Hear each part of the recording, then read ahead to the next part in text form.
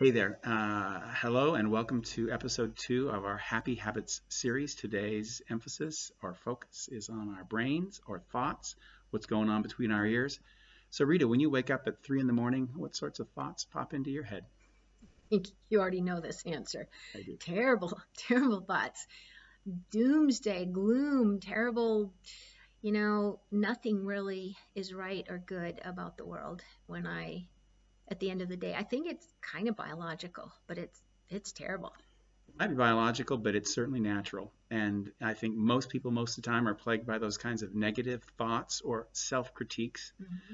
Hmm. A guy who's a leader in positive psychology, Martin Seligman, came up with an activity to use to try to fight that off. It's called 3 good things. So every day before you go to bed, you write down 3 good things that happened to you during the day. And the important part is not just to write them down, but to also speculate on why did they happen? What made them happen? Hmm. I And think it's great because, uh, well, first off, I have to admit I don't do this very often. Even though I just admitted my brain gets all out of whack at night.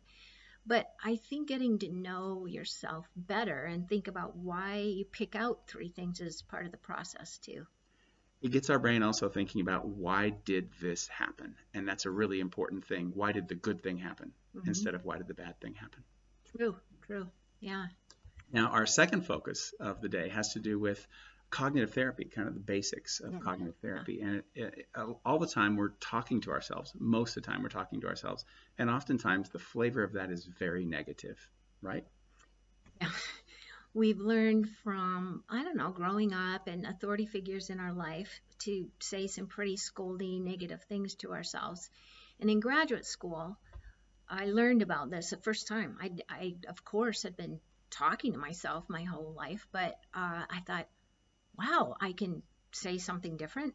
So I had this experience. I was running the AM for exercise, which I did off and on, and there are 13 switchbacks, and I remember distinctly grinding up there and thinking, I'm not going fast enough, I'm not in good shape, and other negative, not very helpful things. And I thought of my grandmother, Margaret, who was such a loving, positive force in my life. And I thought, what would my grandma say? And I imported that voice and I said, wow, sweetheart, you're running the M. This is pretty darn good. And other nice things. And it was magic.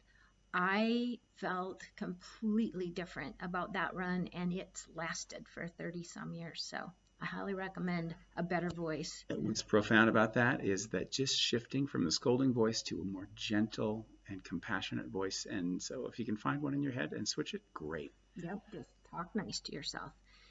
Now, we know some of you face some really difficult days, Mhm. and you're working with difficult people. You got a zillion emails. You got people you need to physically feed or bathe. Not easy. But if you import this voice that says, wow, wow, what are you doing right now?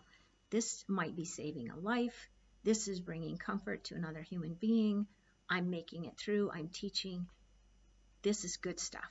So try it out. Even those small things you're doing, they're amazing, they're incredible. Yep. They deserve that nice voice, like your Yes, I do. Grandma Margaret. And that's like being a mechanic to your brain. It's like cleaning out, decluttering that negativity, and on purpose. Dr. Posse Pence is talking right now. On purpose, you put some good things in there and you rehearse them. Yeah. Third activity, really